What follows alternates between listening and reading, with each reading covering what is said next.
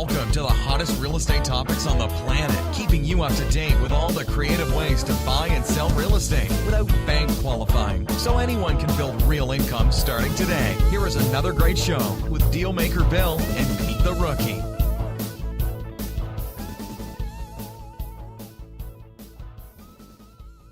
All right, here we are at another episode of Flipping Houses for Rookies. Here we are. Without the rookie. I know. What are we going to do about that? I told you we should have put a little teddy bear over there, and we could have just put it in front of the mic and pretended like he was still here. Huh? Would have been about the same difference, right? Oh, Pete's not even here to defend himself. Oh, my goodness. Usually Naomi's still at him. He'd come back with a good zinger. So Pete's not feeling well today. No. So it's just going to be you and I, Naomi. That's right. But I actually think it's pretty cool. I think that we are going to keep the show nice and tight, and we're going to stick right to business and not do much joking around. I think people will appreciate it. Unless if you want to. But the reason why is because I think today's show is going to be a monumental show in our series of 94. Because we're heading to number 100, which is exciting. It's a big deal. We're going to have 3 digits. 3 digits. Yeah. So what do you think we should do on the $100 show? I gave it away. You so did. Well, $100 bill on the $100 show. I was going to say, what do you think we should do on number show 100? How about we do a $100 bill? And I gave it away. Anyway, so the name of today's show is... Are you ready? Drum roll, please. What is the number one reason some real estate investors never get going? Because that's what we got a lot of lately. Oh, yeah. We have a lot of that. Oh, yeah. And I just got messaged yesterday about that. Somebody had said, do you all do private, private money, private lending? For fix and flips. And so I messaged back that it's actually the most, out of all the ways to flip a house, there's seven different ways. Yep. That's the worst way. You can do it, but that's the worst way. And I said, tune into our podcasts. We can help give education, come to our meetups. Right. We have coaching, but there's such better ways to do this than the fix and flip. Correct. Yeah. So the only thing you hardly ever hear me talk about is private money. Mm-hmm. Reason why is because when I hire my coaching clients, I will give them everything I have. I have no holds bar or nothing like that, except I will give them my lawyer's name and contractors and all kinds of stuff. And the agreement was in the early days when I first started the coaching group was that I wasn't going to share my private lenders. Right. For no other reason other than they're family members. They're older, and I just didn't want to get involved in that because it's money and sex are sticky subjects. Yeah. And especially if you've got family involved in there too. Yeah. It's kind of, and what I told them is if your formulas are matching for the maximum allowable amount, you will have no problem getting private money. It's just a lot of people don't know the formulas, so they're going off of what they think sounds like it should probably be a good deal, not accounting for holding costs and the percentages. But it's down to a fine-tuned science, which you have shared. Yes. So let's talk about today's description of the show. Okay. Ready? This is what we wrote on Facebook. So if you're not listening, if you are listening to us on the podcast, you can catch us at Facebook, Flipping Houses for Rookies. So it's facebook.com, Flipping Houses for Rookies, or facebook.com groups, Facebook, Flipping Houses for Rookies. You can catch us there because we actually live stream the podcast recording every Thursday morning, Eastern Standard Time, because we're in Connecticut, at usually around 9:30. Sometimes it's a little bit 9:35, something like that, because we're just getting going. No, we're just getting going. So the description you'll find there, which is also the description you'll find in the podcast, is this. What is stopping you from amazing success in the real estate investing business? Is it a lack of money? Is it credit? How about missing training? Could it be time? How about life's minutia? Maybe it's not enough leads. Here's the shocker. Now pay attention. It's none of these. What's the bottom line? Listen to this podcast and find out the biggest roadblock, and even more important, the common mistakes that quickly kills deals. Stop doing them, and you will have more deals than you can handle. I think everybody's on the edge of their seats, Bill. Because you named like all the excuses. You know, not enough leads, not enough money, not enough. And then said, you know what? It's none of these. So I don't want to take credit for this. I actually got some of this material from Ron LeGrand, who's actually my mentor. He actually did a survey with 1,000 new investors. He's got a big following. Wow. Yeah. He's got a really big following. And Ron LeGrand is awesome. I mean, if it wasn't for him, I would not be where I am today. He's one of the people I spent a lot of money with and one of my mentors. Okay, not him personally, although he and I have done stuff together, a few years ago.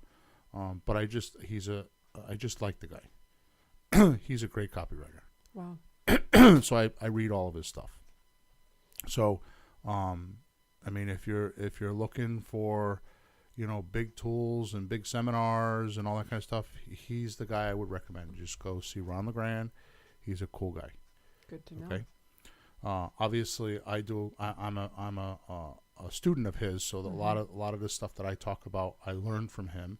Yeah. I also used a guy named Richard Roop, and I had some private coaching, and Lou Brown. They were the big ones back when I got started 10 years ago. So these guys are still around. They've been around for a long time for a reason. I bet they really know their stuff. Yeah, Ron LeGrand is the king. I mean, he's been at it for 30 years. He was an auto mechanic, and he really did a good job. So, so some of this stuff is from him, but I want to pass it along because I think it's that vital. The big thing is that he did a survey with 1,000 students. Okay. From what he says, he had 283 responses. Okay, and out of that 283, 120 of them with the same response, which is 45%. Wow. It's 45%. Okay. And he found, and I know this because Pete and I know I had some conversation with you, have really been recently struggling with this in my coaching group. Not just a coaching group, but like when we do our meetups, and we just did a workshop, and the workshop was around this, but I didn't center on it enough. So I'm going to actually work on that over the next month or so. I think we're going to have another workshop just to do this.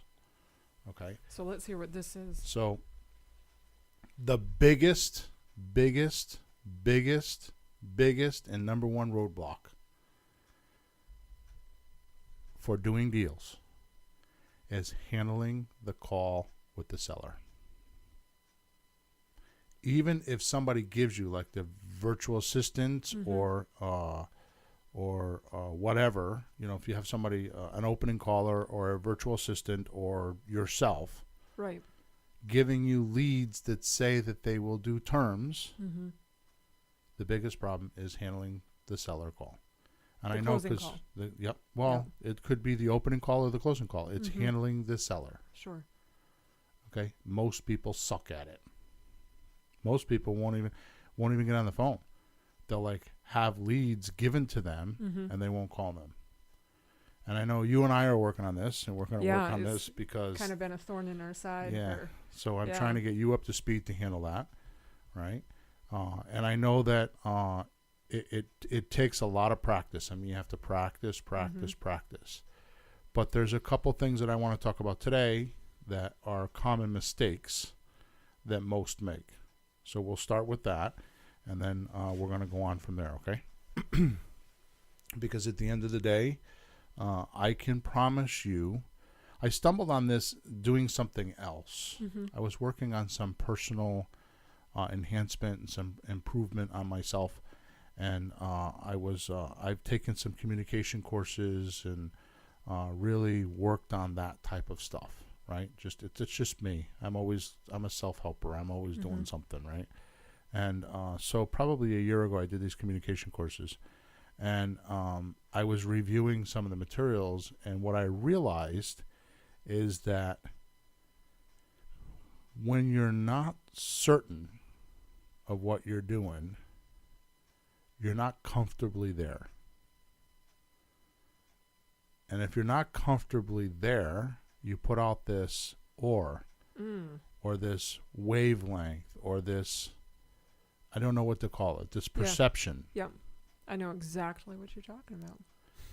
So if you don't have confidence, and you don't have certainty, because I'm wondering, because I'm spending time with you, which is why I think it's kind of cool that Pete's not here, because you and I could just kind of go back and forth. I mean, Pete would be fine, but I'm just saying that, you and I have been working on this more than Pete and I have been working on this. For pretty intensely, yeah. So what happens is if you excuse me, if you have doubt in your mind about where you're going, right, then you won't comfortably be there. Right. It's kind of like you need to go where you're going. You need to know that thing ahead of time. And right. It's kind of like doing a trip, a road trip, and you want to go to Florida, right? But you end up in Texas, right? Right. You need to have that destination paperwork. And I know a lot of people talk about that, goals and destination and all that kind of stuff. Not, I think, let me see here, not this past January, but the January before. So that would be January in 2016. Or 17. Thank you. 17, yeah. Feels like 16. Yeah. I did a meetup that was called Goals Are for Losers. Right? And my point is that you have to make goals. I mean, that wasn't the intention of the title. Right. But what I did is I spent 90 minutes showing people that the goals are important.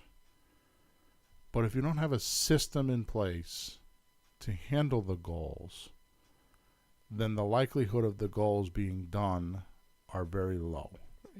Right? So if you don't have a way to get from here to there, in other words, if I'm going to go to Florida from Connecticut, and I don't have a car, it would be more difficult. Or better yet, suppose I had a 1980 Datsun that's got 400,000 miles on it. It's a little nerve-wracking thinking about tootling down to Florida. Right. And that's exactly what it's like if you don't have confidence when you're in an interview or talking to a seller. So if you have that nerve-wracking, like, attention, what's going to happen? It's going to show through loud and clear. So I have some, me with my sayings. I have some sayings, right? You sure do. You become what you resist. So if you resist breaking down, going to Florida, what's going to happen? It's going to happen. Right? Yeah. The other saying is that attention goes where energies flow and results show. Right. Right? Or energy flows where attention goes and results show. Yeah. So, yeah. So what happens if you have attention on breaking down? You're going to break down. Right. Okay, so if you're doing a seller call and you have attention on that you don't know what you're talking about, it's going to come through. Right. Yeah.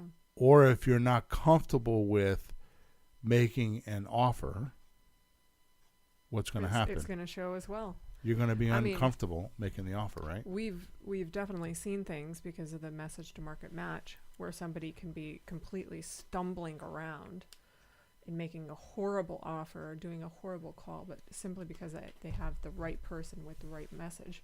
Right. However, I think that we're talking about a more refined process that pulls in the people that aren't necessarily, just ready to go right now. The Right. deliberators, as we call them. Right. The people that need to be proven to. Right. So all that's cool, Mm-hmm. and I agree with you, but if you're not certain and stable, then how's the offer going to come out? It's going to come out shaky. Right. And it's going to make the person feel like, oh, this is my house, and do I really want to give it over, my house, Right. to this person that's coming across as shaky? Right. And So hopefully you'll be willing to talk about this, but let's talk about when you and I are in the house. mm-hmm. I know at first you were nervous because I was there, Oh yeah. right? Yeah. And then I think we've overcome that. I'm not sure yet, but I think we've overcome that. Mm-hmm. But is it possible that you feel like you're not giving the offer correctly because I'm sitting there? Yes. And I know that initially, like I remember the very first person that I went to see about a lease option. This is before I had even connected with you. Right. And I went there. I didn't know what the heck I was doing. Right. But I gave the offer just beautifully, and the guy was like, "Yeah, let's do it." Right. And then once I realized how much I didn't know, Right. then I was kind of like, and that there's a system, and then there's a, all this data, which is good data, and it's great data. Right. And then you start kind of second guessing yourself. At Right. least I did. And so then when it comes to the offer, rather than going intuitively, it's kind of like, okay, there's this, there's that, there's a, if I say this, will this will be wrong, or and you start over analyzing. Right. So it's almost like nothing was flowing properly. Right. And then as it started to pull through, it's gotten more comfortable. There are still definitely, blocks of knowledge. And I think that comes down to actually, for me, the paperwork. Because when I think of things, I'm like looking at the paperwork. Right. Mentally. I think maybe similar to how I think you've heard. Because that's, once you know the paperwork, it's like the rock bottom, like, for me anyway, the bricks and mortar of what makes it happen in my mind psychologically. Right. So when you make an offer, Mm-hmm. What triggers you to speak about something? When I get in their world Yeah. and know their need, and then it's kind of like, I can meet that need. Right. So it's just like an automatic response. Right. Okay, good. So, one of the things that we've been working on is scripts. Mm-hmm. So what's the definition of a script? To me, we should probably look that up. Let me get a dictionary out here. I should have done this Sure. before, but I didn't know we were going to talk about this. You can always Google it. There you go. So my definition of a script is it's something that you put together before you say it. Right? So it's thought of or worked out words before you use it. Right? Mm-hmm. Yeah, so this doesn't have a good definition. Nor does this. So it says cursive handwriting, any various styles of script. It's the wrong usage. So When it you says, have a minute, we have a question over here. okay, typed or written text of theoretical presentation. Yeah, so that didn't help me. Do you want me to pull one up on the No, that's screen? fine. So my definition of a script is it's a thought out answer. Mm-hmm. Or a thought out way of presenting a certain something, Right. even if it's just an idea. Right. Okay, so in other words, it happens before you say it, not when you say it. Mm-hmm. Okay, so the importance of a script is that there's you think about it. When you're talking, you don't always think about it. So my point is that if you you don't need to know them verbatim, but if you have an idea of what the outcome should be when somebody asks a question or when you do something, then you could just flip the switch. Yep. And that's the hardest part of talking to a seller. Okay? Is flipping the switch. Is knowing when that's happening and then having the correct words. Yeah. So the only way you do that is to practice. Right. Right? So we're going to come back to that, but Emma says we have a question, so let's handle the question. So somebody's asking, how do you flip foreclosures? How do you flip foreclosures? Don't get the question. I'm assuming how do you buy and sell foreclosures would be my guess of what they So do. it would be just like getting the deed. It's getting the deed. It's like Foreclosures before the bank owns them or after the bank owns them? Because it's two different.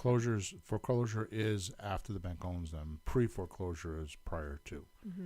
The only difference is the bank owns the deed or the foreclosed person owns the deed. But Correct. Foreclosure would be after. Would be like a REO, a real estate Exactly. owned for the. But to answer the question, it's the system that we use, which is rehab retail. We use the Mayo formula, which is maximum allowable offer.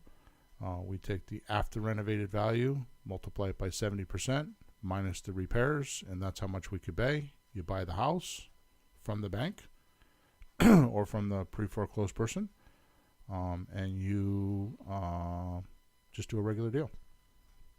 Now, if it's pre-foreclosure, meaning that the owner is still in the house or still owns the house or still has the deed to the house, then you would do a subject to deal with them, which means they would give you the deed, you would take over the mortgage, and more than likely catch up the arrears of the payment.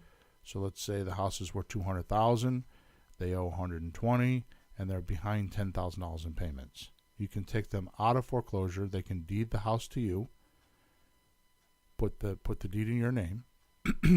You can take over the payments of the $120,000 and pay off the $10,000 that the payments are behind, and you own the house. So hopefully I answered that question. Is there any more feedback? No? Okay. Hopefully I answered the question. Good. So let's move on. So, confidence. So Yes. let's move on from that. We'll come back to it though. Okay? Because what I want to talk about is some of the common mistakes that happen on a seller phone call. Now this could be when you're doing the opening call and you're doing the first sale by owner script, which by the way you can find at flippinghousesforrookies.com/FSBO script. That's FSBO script.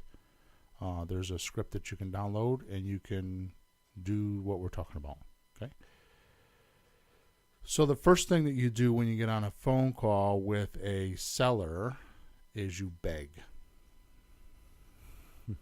What?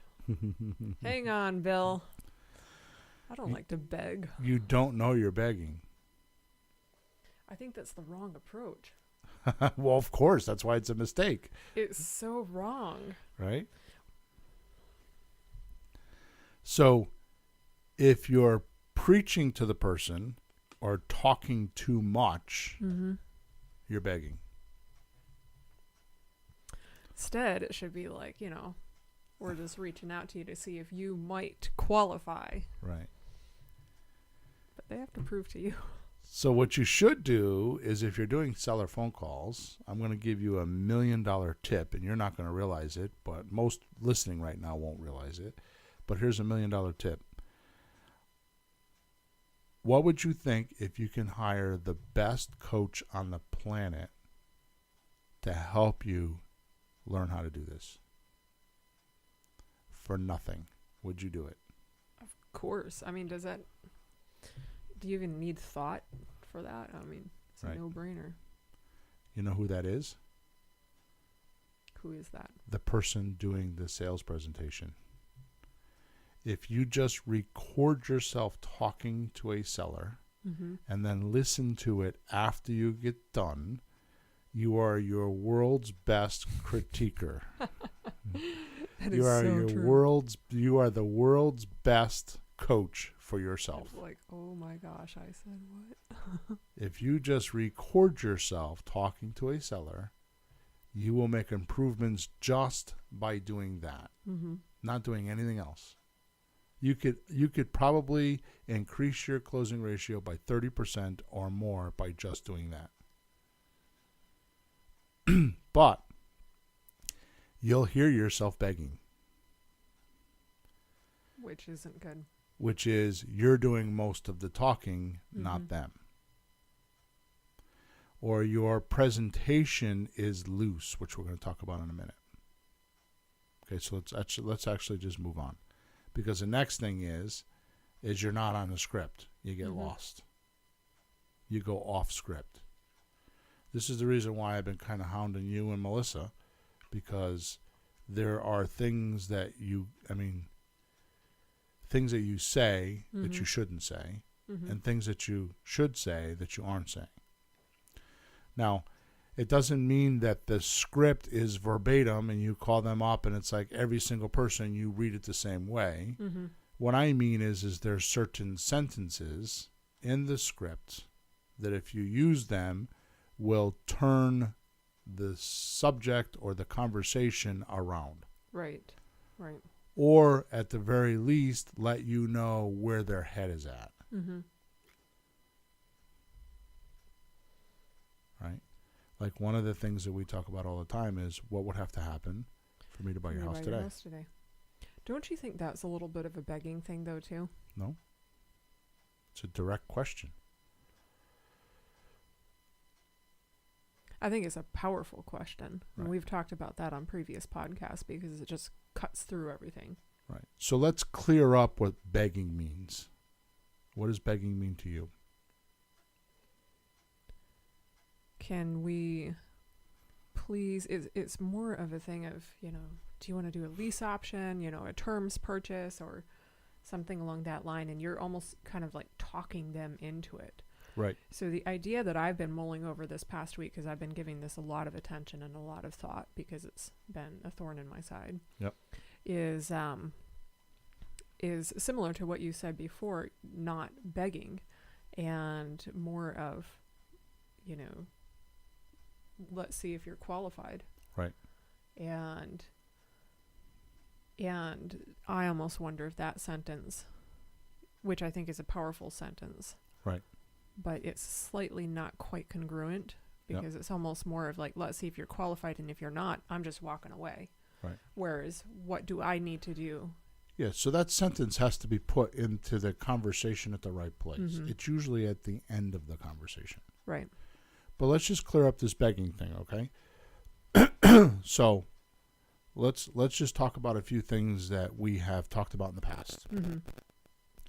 If you do what I'm asking you to do, and I don't mean you in directly, because I do a lot of it myself, but if the listeners do these things, then it's much different. So we have talked about that 50%, that's a huge number. In fact, I think it's more than 50%, but 50% of who you're talking to is the right person. So in a copywriting business, it would be the list that you use. Right. Who are you talking to? Right.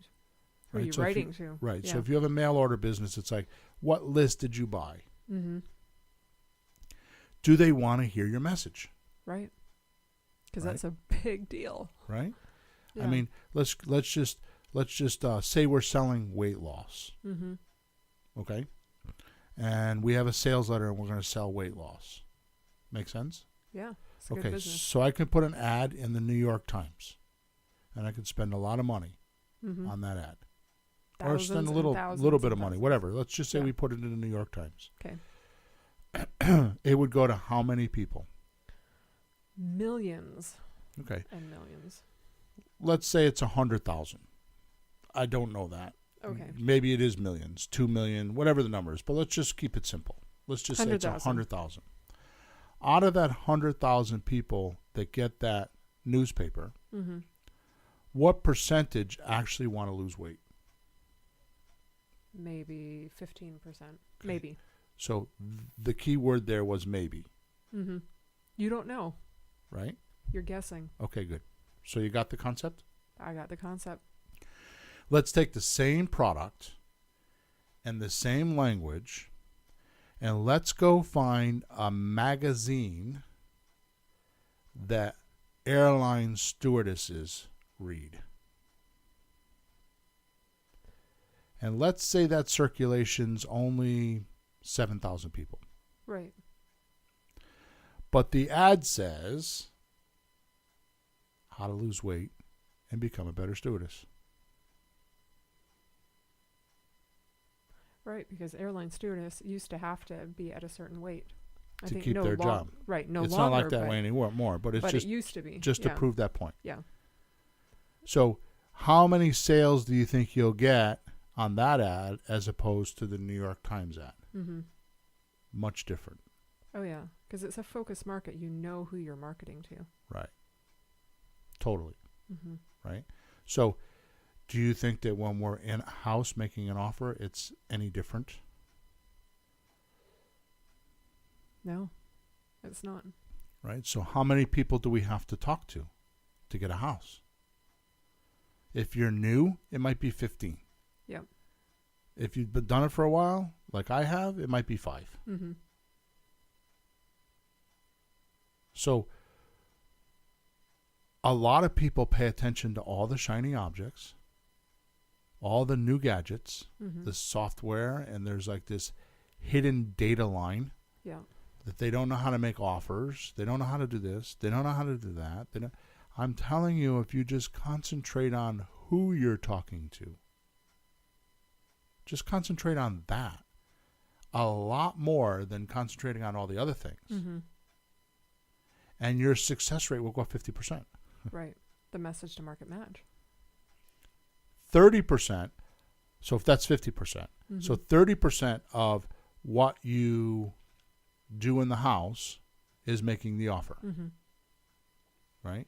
So lately with the how to buy real estate without a loan course, Mm-hmm. all we talk about is lease options and options. Yeah. So there's 3 or 4 ways you can do that, where you can buy a house using a $100 deposit, and you don't even have any risk. You're going to lease the house from your seller, and then lease it to your buyer, and you're going to get in the middle and make money. It's pretty simple. It is simple. How hard is it to make that presentation? I mean, you just said before you had no idea what you're doing, and you made an offer and got a deal. Yeah. It's like, okay, let's do it. Okay. So now watch this. So 30% we say is making the offer, Mm-hmm. right? So that's a big number. So if 50% is talking to the person in the house, Right. is the correct person, because they want to sell their house and they're motivated. Okay? Correct. And 30% is how to make the offer. Mm-hmm. You would probably think to yourself, how do I make the offer? That's what our listeners are probably doing. How do you make How the do offer? I do that? Let's stop talking about it. Let's get to brass tacks here. Right. Okay? Yeah. So I'm going to tell you how to make the offer. Let's hear. Ready? What would have to happen for me to buy your house today? Oh, that's too easy, Bill. I'm just saying what they're thinking. I mean, really, that's it. They make you the offer. Yeah. I mean, that's really the way it should be. Mm-hmm. That's not begging. Mm-hmm. That's not poking around and wondering, will you do this? Will you do that? Will you do this? How about I do that? How about we do this? That's begging. Right. And so when you make that, when you are in the house, you've had a conversation with them, or you should have had a conversation with them on the phone ahead of time. Yep. And because there's a lot of people out there that if you just say they have their house on for sale by owner, you go out there, you say, what would have to happen for me to buy your house today? And they're like, well, dummy, didn't you read the ad? I want $365,000. Okay. Duh. This is a good point. And then you can say, so if you'll sell that to me for $365,000, then I'll buy your house, right? They'll say yes. Would you sell me your house? Would you sell me your house for $365,000? They say yes. Like, duh. Right. It's on the ad. And then you say, okay, here's how it works. Right. Now, that, you have a risk if you haven't had that conversation on the phone ahead of time, I think, which you might think differently. No, I agree. Because you've just spent, at least an hour of drive time, your money, everything, to go out there and to have them say, when you get to that point of here's how it works, and then you lay out the terms purchase, which is basically telling them, we're going to figure out, the monthly payment, the amount. We already figured out the amount, but then the term. Right. And then they're going to say, no, I just want cash. And then there's different ways you can structure that, through an option purchase or Right. You're way down the rabbit hole right now. right. So let's back up for a second.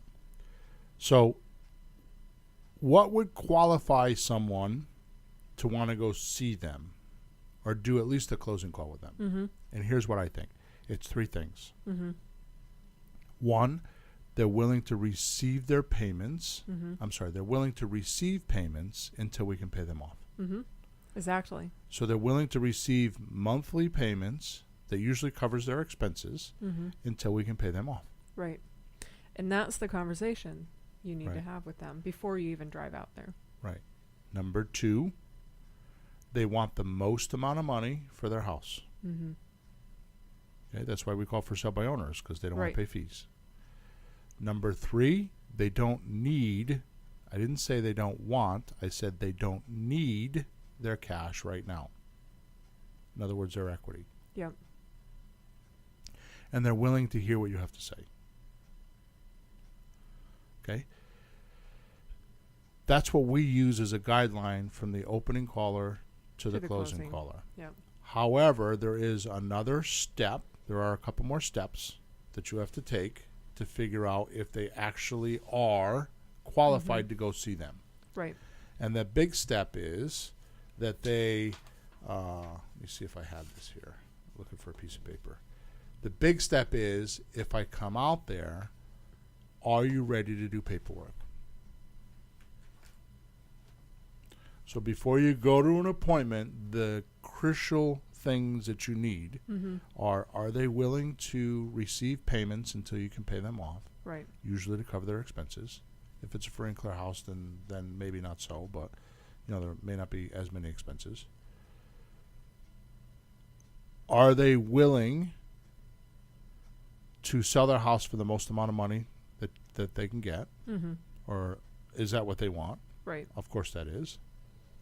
And the last thing is do they need all their cash now? Or are they willing to wait for it? And Right. often we give them more money if they wait, Absolutely. right?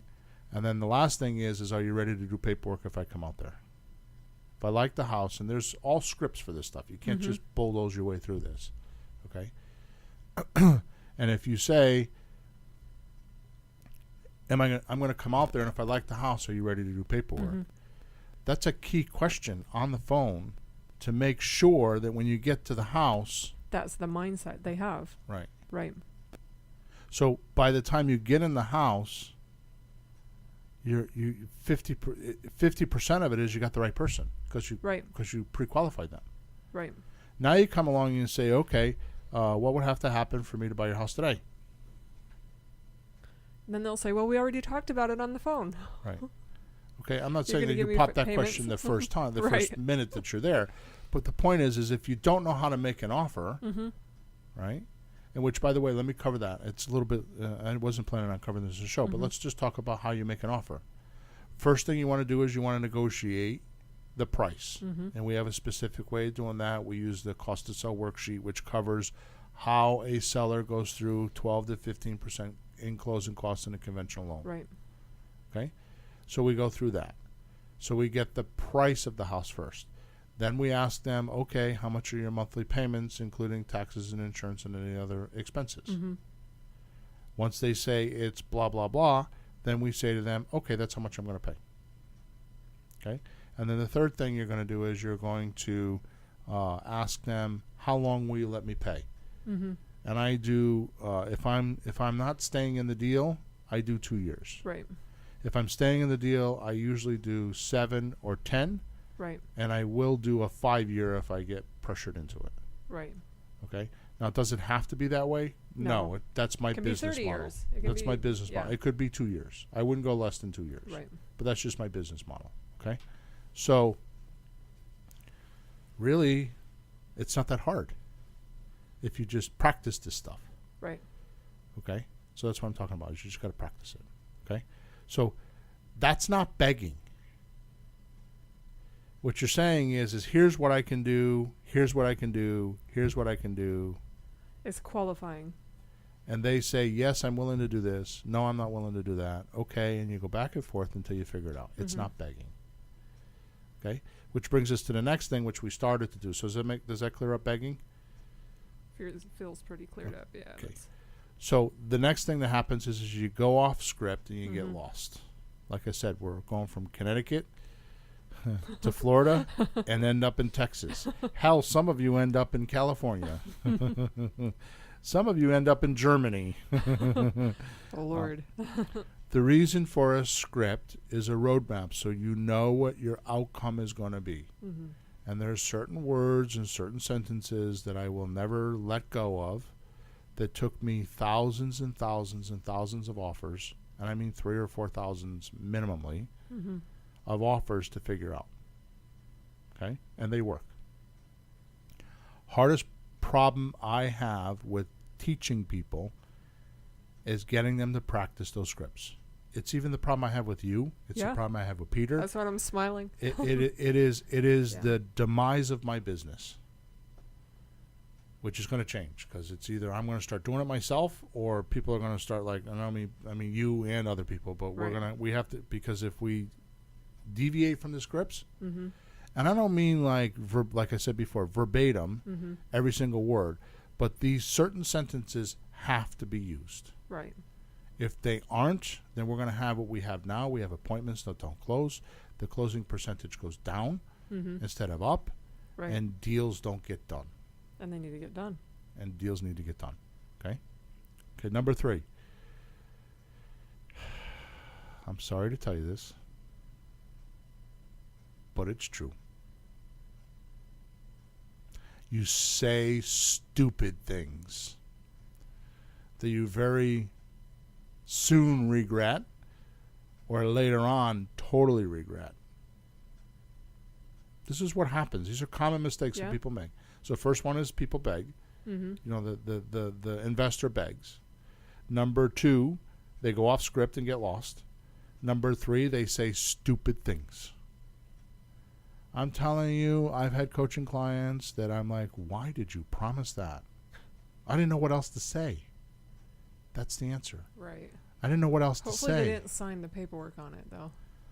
Hopefully they just said it. And Some of them have. Some of them have bought deals that they could have bought for $10,000 less money because they were not scripted.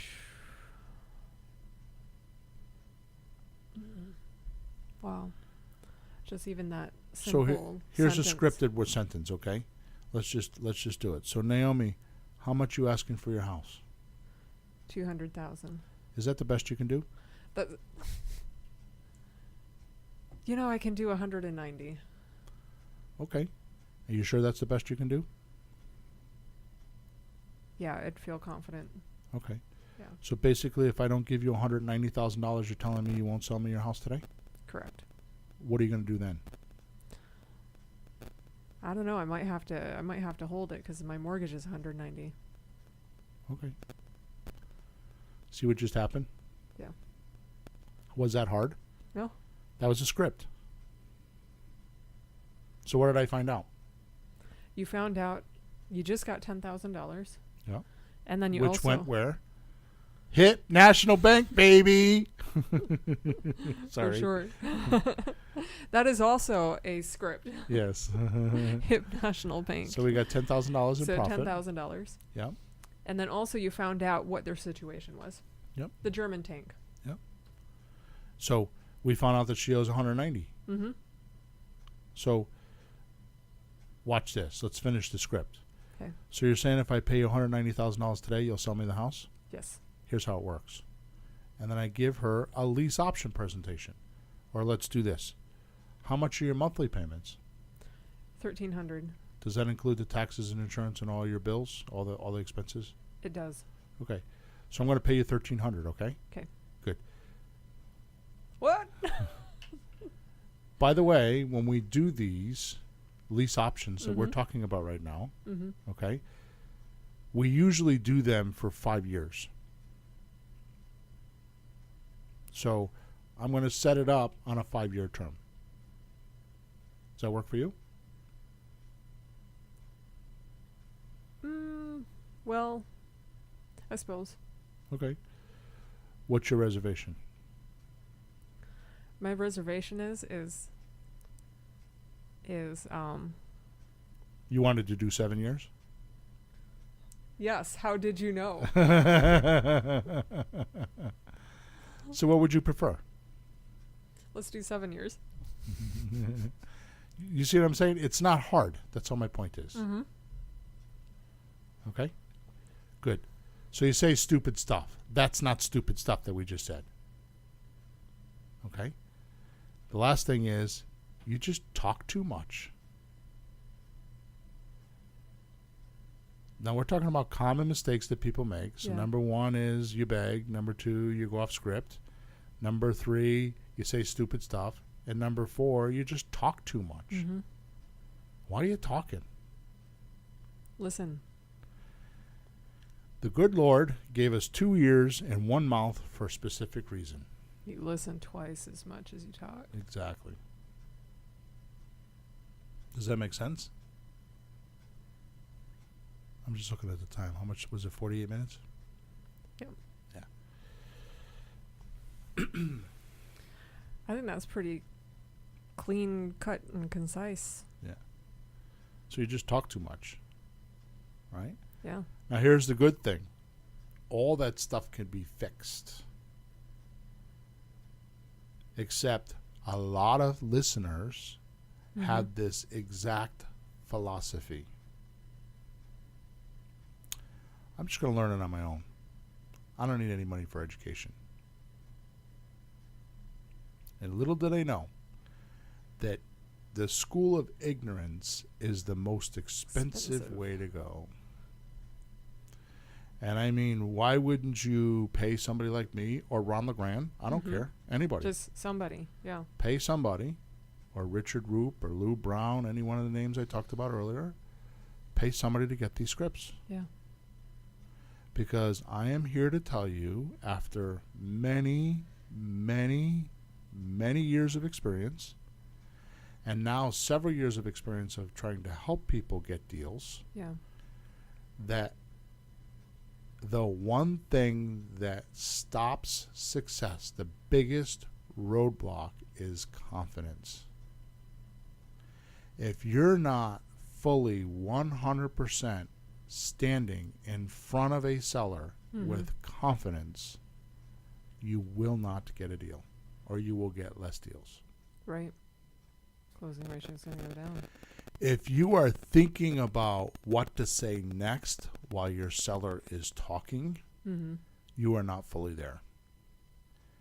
If you're thinking, oh, my foot hurts while I'm standing here, you are not fully there. If you're thinking, oh, it's too hot in here, you're not fully there. You need to be just zoned in. You need to be locked in to your seller and get every single last syllable and perception possible. Mm-hmm. You need to be in their head. And it's not hard to do. Every human being on planet Earth knows how to do this. You just need to practice, practice, practice.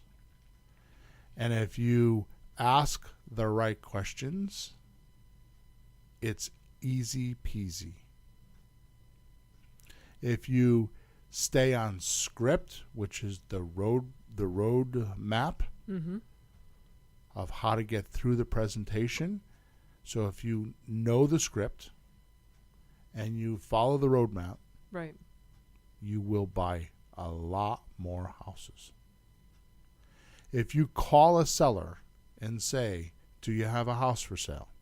And you know how to handle them, you will not have any problems. But if you have to think about, what am I going to say next? You're not ready.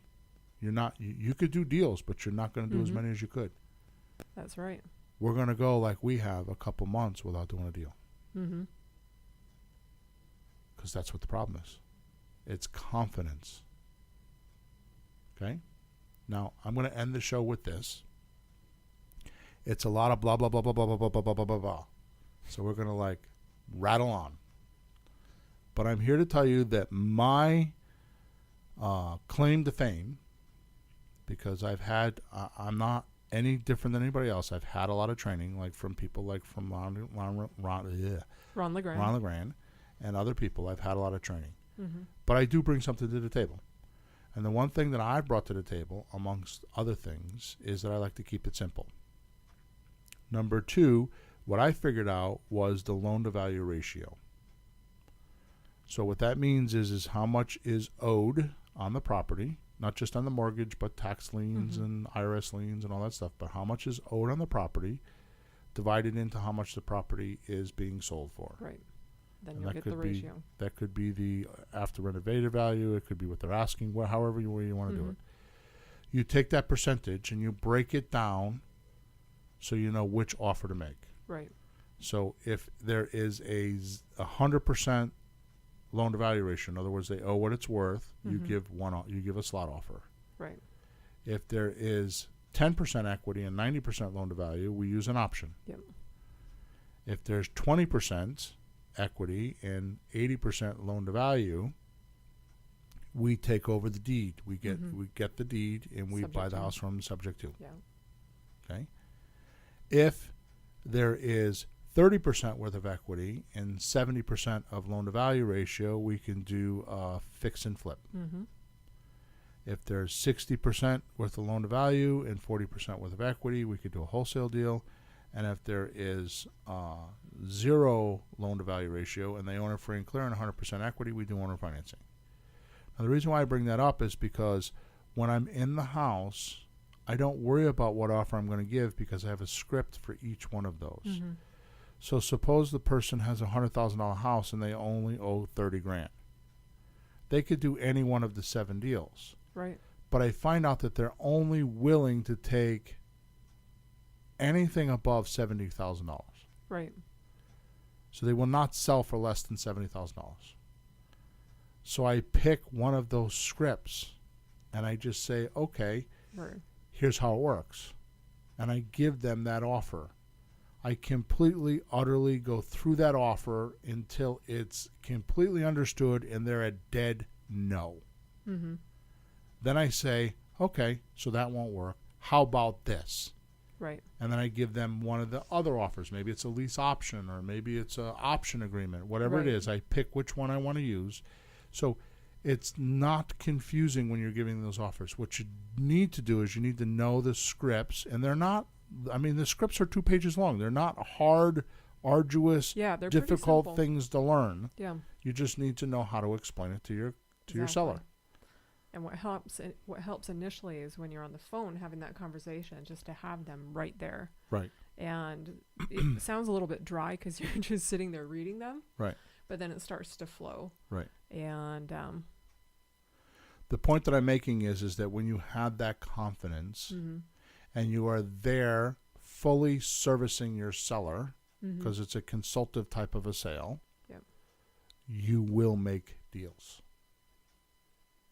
So you need to practice, okay, which I think what we're going to do is, I haven't picked a date, but coming soon, we're going to take a Saturday and we're going to do like a 9 to 1 thing. And we're going to just put people in a room, and it's not going to be like my regular seminars where we like just go through and give them a lot of theory.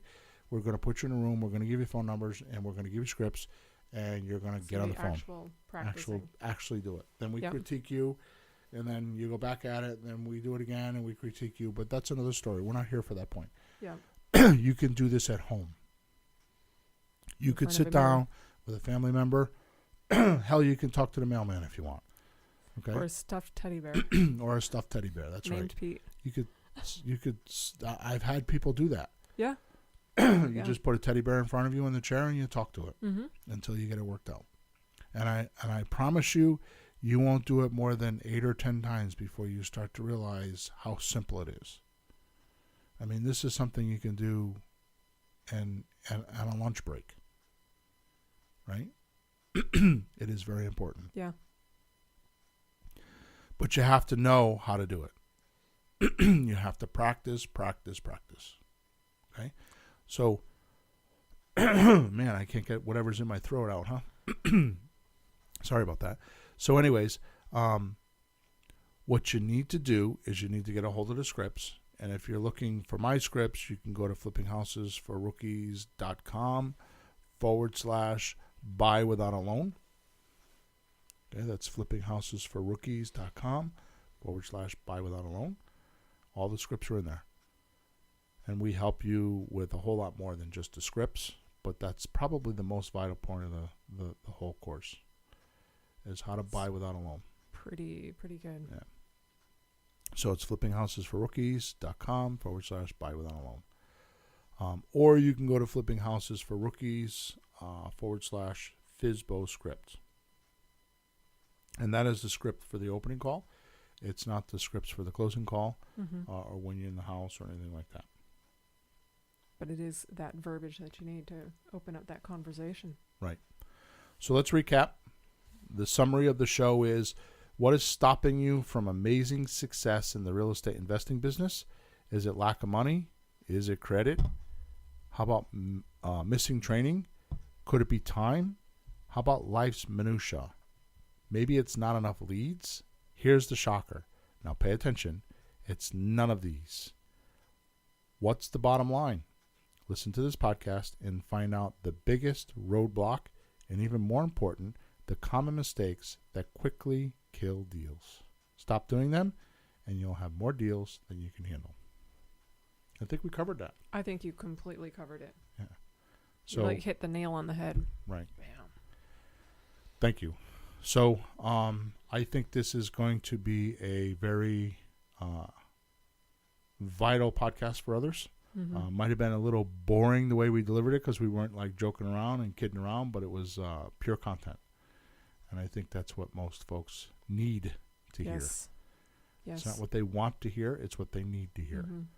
So if you want to do more deals, then this is how you do it. And I promise you, once you are confident and you're ready to buy deals, they will start finding you. Finding deals becomes a lot easier when you bring it on. Give me one I haven't heard so far. When you get that good, it's amazing what happens. It is. Okay? Yep. Any questions with any listeners then? Okay. With that said, we are over and out, and we will see you next week. Thanks for listening. All right.